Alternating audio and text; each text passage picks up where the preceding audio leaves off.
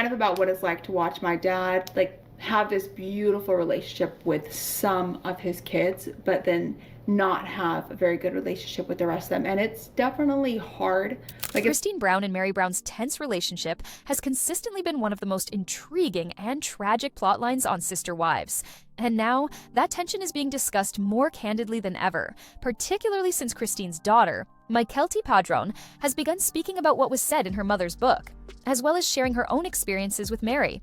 I just wish that I could also, or all of my siblings honestly could also. It's not jealousy or I'm mad at him because he's fostering this. I just wish there was enough dad to go around. Mykelti was brutally honest when she explained that she always felt a little bit different from her siblings. And because of that difference, she often became the direct target of Mary's sharp words and heavy-handed discipline.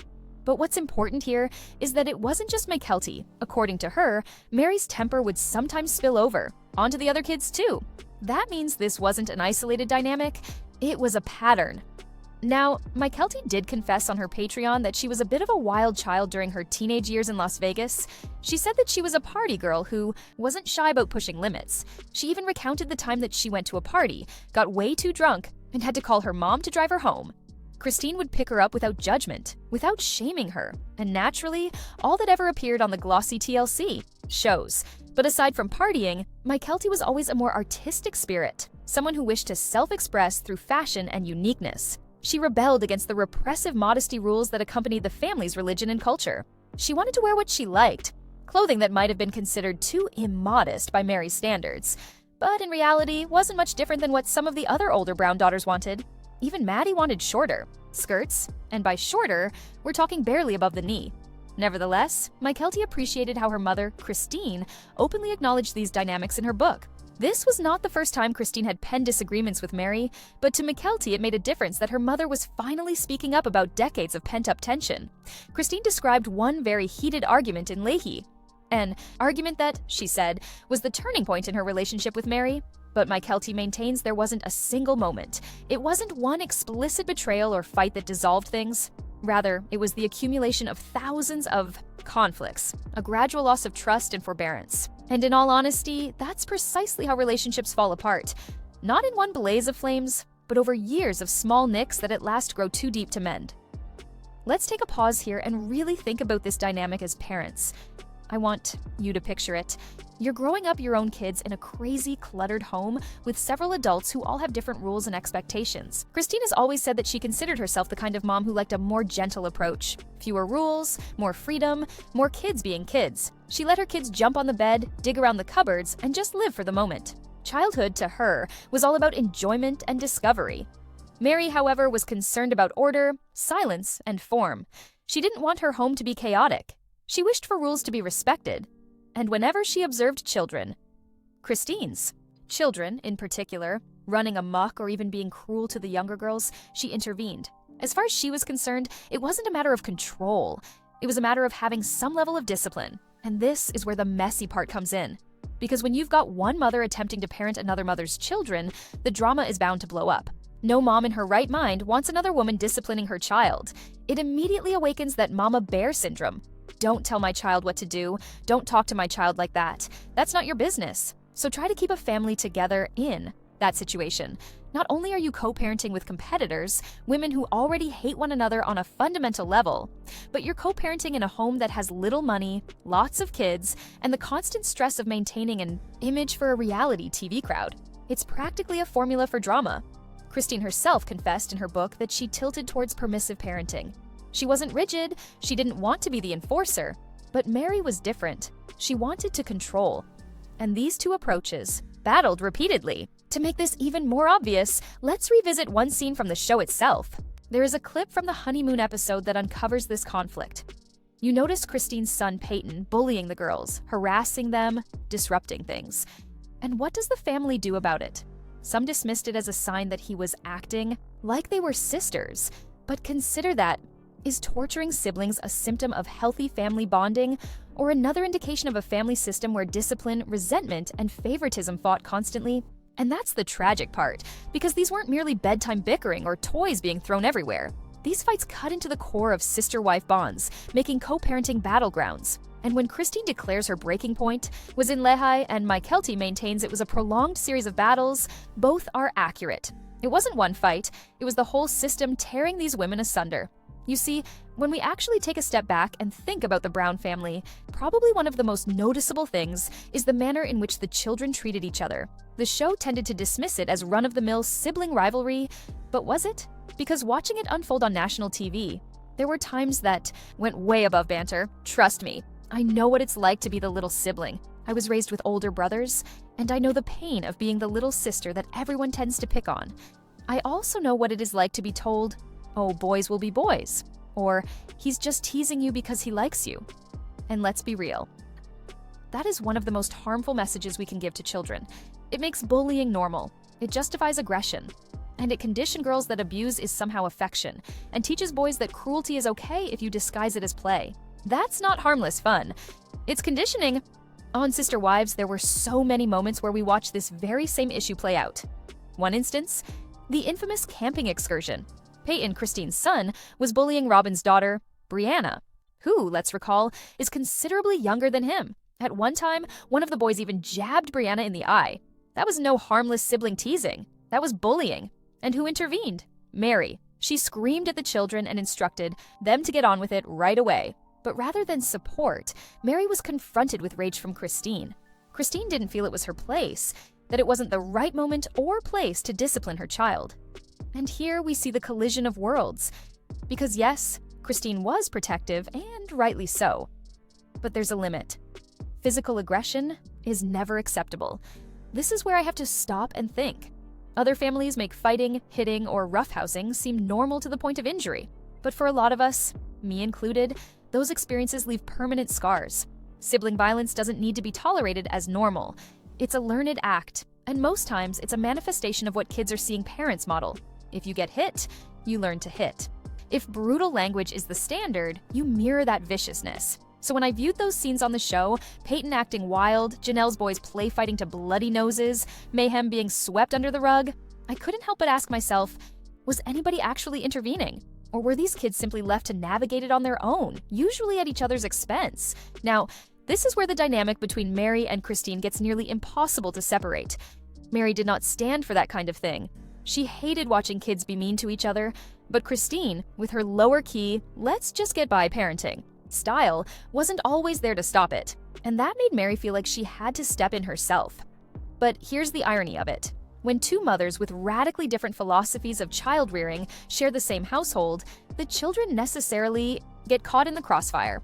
Children have a natural affinity for the softer parent, the one who allows them to get by with more, the one who indulges their demands. The other parent is caricatured as the villain, the enforcer, the one who doesn't get it. So yes, Mary may have crossed lines. Yes, her delivery may have caused pain, especially for Christine's kids. But was all of her discipline rooted in malice, or was some of it an attempt to stop unacceptable behavior that no one else was addressing? That's the uncomfortable question we're left with. At least one thing is certain. Mary set strict lines around what she deemed to be respectful behavior. She didn't tolerate cruelty between siblings, and she did let them know. But the underlying issue wasn't as much about being strict or permissive. It was the world these children were being raised in. Consider it. These kids were placed in a world of reality TV where every movement they made was caught on camera. They were suddenly forced to integrate with Robin's children, who arrived with a younger, more favored wife. Imagine being told, these new kids are now your brothers and sisters, and you're all gonna love each other instantly. But behind the scenes, there was no genuine effort to help these families truly blend. No therapy, no support, no structured adjustment, just cameras rolling and drama being captured. Christine herself confessed in her book that her children felt abandoned. They recollected a period in their lives when they still had a father. And then Robin appeared on the scene. And in their minds, Cody was gone. That's rejection. That's trauma. And when you add that to sibling rivalry, favoritism, and the turmoil of polygamy, the cracks were bound to show. And this is the part that still lingers with me. While the wives were spending years battling one another and vying for morsels of Cody's attention, the children suffered. The never-ending rivalries, the jealousy, the resentment. It took up so much time and energy that could have been directed into mending and loving on those children. Instead, the children were left to soak up the dysfunction, live it out, and bear wounds that would travel with them into adulthood. And that's the worst part of all, because this was never ever solely about Christine and Mary. It was about a system of family that fell its children, while the grown-ups engaged in battles they could never win. At the end of the day, when we consider this picture with Christine, Mary, and the children, one fact becomes painfully apparent. In a dynamic such as this, there are no winners. Not Christine, not Mary, and not the children. The children were trapped in a system they did not select, responding the only way kids know how. And when developing brains are not yet fully formed, responses can be raw, explosive, and frequently physical. Sometimes that presents as throwing objects. Sometimes it is punching or kicking. Sometimes when jealousy explodes, it is something as cruel and unexpected as poking in the eye of another child. Consider Peyton, for instance. He became a large, physically imposing figure, and he became known within the family as a bully. His own sister Gwendolyn has even gone public, stating she will have nothing to do with him due to the manner in which he treated her. She's referred to him as the most abusive of all the Brown kids. And from her perspective, it's deeply hypocritical for Peyton to criticize Mary when he himself inflicted so much pain on his siblings. And this brings us to the bigger question. Has anyone ever truly confirmed that Mary physically harmed a child? We've heard about her temper. We've heard about yelling. We've heard about the strictness, the belittling, the controlling behaviors. But until one of these family members comes out and says, Mary hit me, we're just left with pieces and inference. And yes, screaming is harmful in and of itself. But can we also allow that it's a byproduct of all this messed up culture? It's clear why Mary was frustrated. It's also clear why Christine was frustrated. And logically, it all boils down to one thing. If this family had never been subjected to the unnatural trap of polygamy, these conflicts wouldn't have escalated to such poisonous heights. In her Patreon, Mykelti has been starkly candid about the trauma she bears from growing up with Mary. She talked about the belittling, the harshness, the strictness, not only toward her but also toward Christine. And it wasn't only once, it was cumulative, a compounding effect of repeated interactions. She remembers a very painful experience with money at a candy store. But she makes it clear that was not isolated. It was just one incident in a long series of unkindness. Mykelti finally had an outburst. She told Mary directly that she did not want to have a relationship with her anymore. She explained, "We're married to the same man, and that's it. Leon will always be my sibling, but I don't want anything else to do with you." That's devastating, isn't it? For a kid to get to that point of rejection with a parental authority figure, it reveals how much harm was amassed throughout the years. And yet, Mary didn't just disappear. Even after Mykelti drew her boundary, Mary remained woven into the family's daily life. They lived together in West Jordan. They lived together again in Lehi. Christine and her kids were constantly around Mary, whether they wanted to be or not. And that constant exposure only deepened the tension, because the differences between Mary's strict expectations and Christine's looser parenting style never went away. This, right here, is the tragic consequence of polygamy. Kids being forced to grow up in the same environment with women who don't get along. Mothers being financially trapped, unable to leave due to abject poverty. Christine even herself said she didn't want her children around Mary, but she couldn't afford to leave. She was trapped in a system that told her this is God's will, that Cody is her husband for forever and ever, and she could not leave. And that's what makes me ache for these kids. Because while Christine and Mary clashed, the children absorbed the trauma. They lived through explosive fights, and Mykelti says there were many. They watched two mothers argue about discipline, boundaries, and respect, and no one came out unscathed. It's worth pointing out that Mary's personality made it even harder inside this culture. She's direct. She doesn't hide her emotions. She speaks her mind. And in the world of fundamentalist polygamy, women are expected to keep sweet, to smile, to swallow their anger, to bury their frustration. Mary couldn't do that. And in this family system, that made her an outsider. But step back and consider the larger picture. Aside from polygamy, each and every one of these women, Christine, Janelle, even Mary, is a better life. Aside from Cody, they finally have the opportunity to heal, to breathe, and to build lives that don't center on perpetual competition. The issue is, the children still bear the wounds. Mykelti has admitted outright that she needs therapy. And let's be real, they all do. Because when a family has this much unprocessed trauma, therapy isn't something they should do. It's a lifeline. And yet, here's the bitter irony. While this hurt was going down, while the kids were struggling and the wives were suffocating under resentment, the network continued to roll cameras. TLC marketed their dysfunction, peddled it to the world, and the Browns, strapped for cash and lacking opportunities of their own, kept signing up. In return for financial security, they lost their privacy, their dignity, and their sanity.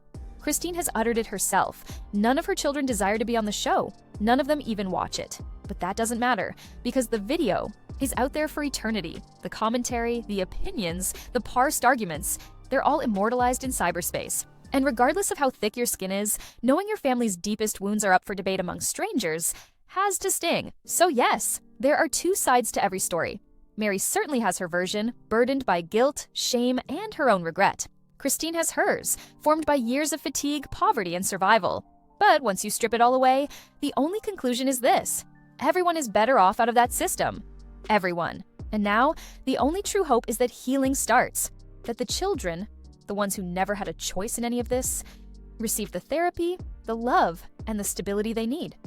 Because if there's one thing that this whole saga has been proven to be, it's that polygamy didn't just break marriages.